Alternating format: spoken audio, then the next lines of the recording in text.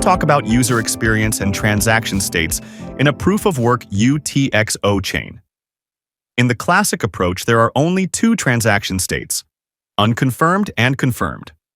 For a seamless user experience, this is not enough. We need at least four.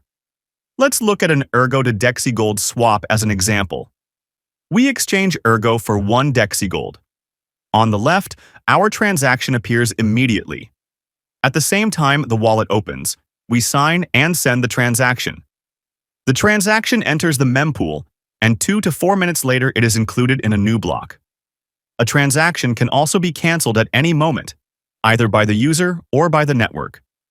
In the positive case, the transaction passes through 3 stages: prepared, in mempool, confirmed. Everything starts with the status prepared. This is what the user should see immediately after pressing the swap button.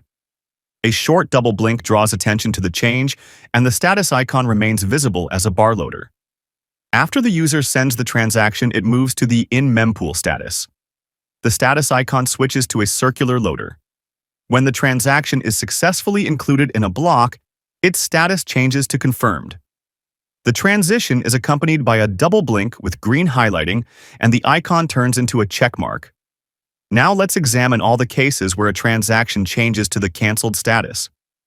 First, the user cancels the transaction in the wallet. Second, the user signs and sends it, but it is rejected by the mempool. Third, the user sends the transaction. It appears in the mempool, but is later replaced by another one through a higher fee.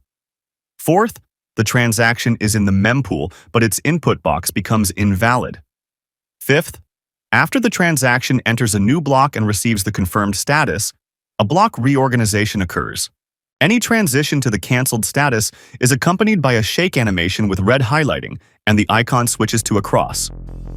Thank you for watching. Always remember to provide real-time feedback to your users.